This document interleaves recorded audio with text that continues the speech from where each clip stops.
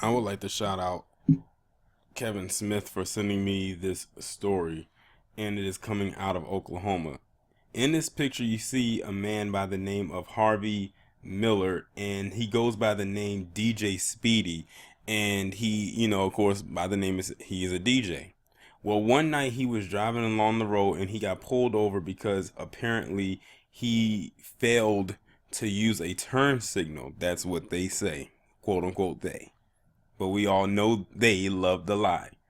And then on all of a sudden, next thing you know, he ends up in jail. But it's like the stuff that happened in between is what is making it real fishy. So with him being a DJ, and I'm looking through this article, it says that he has worked with people like Beyonce and Jay-Z. So when I see those two names, I'm like, oh, this guy is well connected, and he probably makes a good amount of money. DJs, depending on who they work with and who they know, they can make a good amount of money and make a good honest living off of that as well. So when I read that, I said, oh, he's good. I never heard of him until now, unfortunately. But he was thrown in jail. So as I continue reading the story, apparently he had almost $150,000 on him, probably money that he made over the course of a few days. That first off, that's a lot of money to be carrying on you in the first place, but that was his money. So he got pulled over because they said apparently he failed to signal while changing lanes. So he gets pulled over, they inspect his car, and then they try to claim that there was illegal substances in the car. Now, here's the part where I know the cops were lying. First off, they pulled him over for some bullshit, like changing lanes and whatever. And it's probably because he was driving a nice car. You already know they say black people can't have nice things. We're supposed to be living beneath them or beneath a poverty line. When they see us driving something nice, they get upset. And they're probably mad because their salary can't allow them to live in luxury like this guy probably is right now. And it probably really caught them off guard when they found out he had almost $150,000 in his car.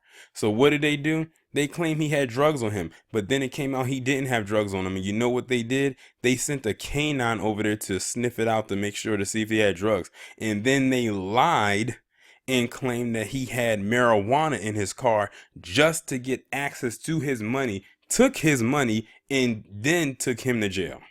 Now, I'm telling you, like, it's some wild shit, but it is not surprising. These are the same type of cops that will plant drugs on someone. I mean, we've seen plenty of videos where they thought they had their body cameras off, whether it was the sound or the audio. I'm not the sound of the audio, but the sound of the video, and drop drugs or put drugs in between the cushions of the seat and everything like that. We've seen it plenty of times when they've done it to plenty of black people to try to get them hemmed up and caught up on some drug charges that were completely false. It was the fact that they saw that money. Now, it says that they took the money. They probably think, oh, maybe he's a drug dealer, or maybe he is part of a gang, and whatever. It's not because he was a DJ. They probably look at him like a DJ. What is a DJ riding around with $150,000 like that? I mean, some of it may be yours from DJing, but it can't be all of it. Because apparently all of us have to be living a life of crime. But they took his money and took him to jail. They said he stopped him on Interstate 40 for failing to signal a turn a full 100 feet before changing lanes. That just sounds like some BS. But then again, this is in Oklahoma, one of the states that is part of Tornado Alley. And whenever I think of Tornado Alley, I think of hillbillies and rednecks and just people who are just staunch conservatives and probably Trump supporters. Probably living in a backwoods somewhere in a trailer park with hardly no teeth, chewing tobacco.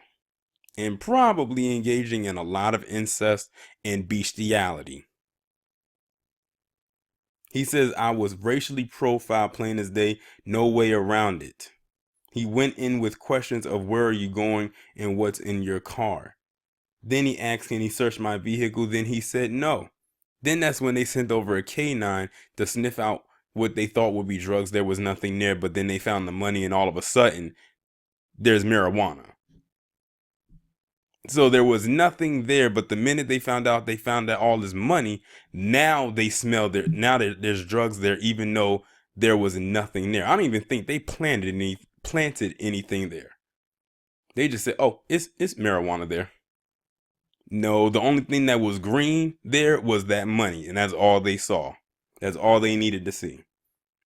They said that his vehicle smelled like cannabis. He said he wasn't drinking nor was he speeding and he never used drugs.